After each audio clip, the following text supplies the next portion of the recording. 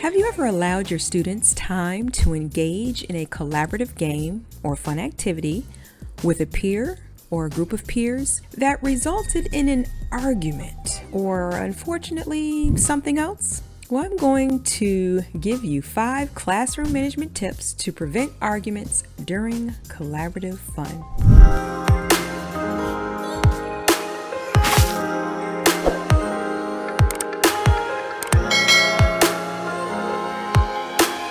But first, I'd like to share a story. I call it the Uno story. I recall once allowing my middle school age students to use their free time, recess time, brain break time, whatever it was called, to play a game together. The students chose, drumroll, Uno, a game that we all know to love and play. So what the heck can go wrong with a game of Uno? Exactly. I noticed after a couple of rounds of Uno on maybe 2 to 3 separate occasions, the students would argue about things related to the game. My name would be called to help intervene, and I would admit from time to time I did give a simple tip or trick for them to take back and attempt to implement themselves. As much as I could have completely intervened or regulated, I chose not to. And in these few instances, it was because I did want to give the students, the opportunity to attempt to problem solve themselves. The situations didn't appear too chaotic, and I wanted to see how successful they were.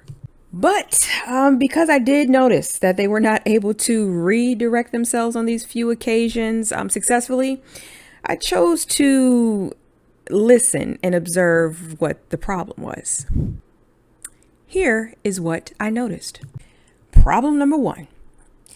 Everyone had their own set of Uno rules. Like, OMG.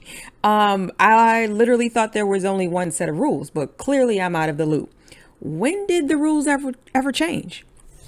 There are more than one. For those who may not know, there are definitely more than one set of rules.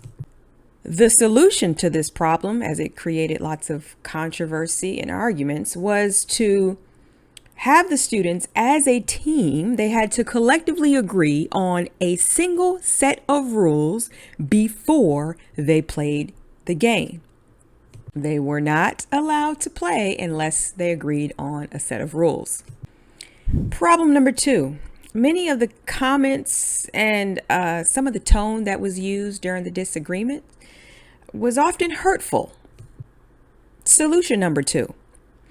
Prevent arguments by teaching replacement comments for misunderstandings. And you want to teach this in advance, not often at the time during the game. Why? Well, it gives students the opportunity to practice and then later apply real time. Well, I will say this, for those who are pretty quick learners and can take feedback quickly and apply it in an instant, if you wanted to teach replacement comments real time, feel free to do so, but you always want to teach replacement comments prior to gameplay.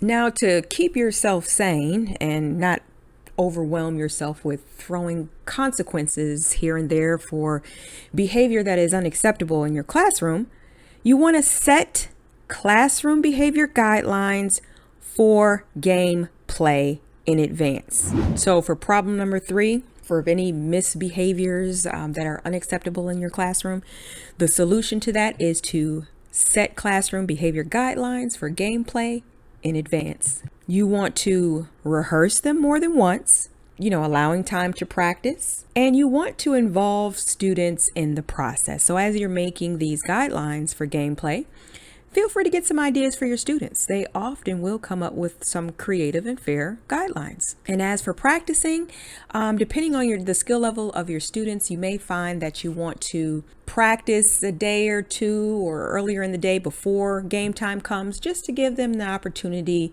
to become somewhat proficient, if not proficient, with the skill. Problem number 4. Not all students may want to play a different version or someone else's version of Uno. A solution to this would be allow students to take turns. Now, if that means you writing a list of all of the student names or have the students do it, write a list of all of the names who would like to lead in a particular version of a game and cross them off as each person takes their turn. That's perfectly fine. If the game involves a set time, you may want to actually set a timer. Use a visual timer, one that can be seen and can be heard.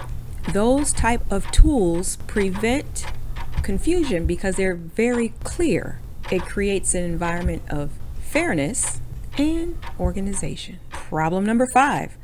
Not everyone knows how to play different versions of a game, and oftentimes you may find that those who do not know how to play a version of a game based upon like a majority vote in a group, you may find that some students are left out of the loop.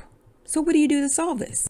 One solution is to allow students the opportunity to teach their version of a game to others. This promotes leadership for the student who is teaching the skill, and it creates an environment of inclusivity. We want all students to feel like they're included in collaborative fun.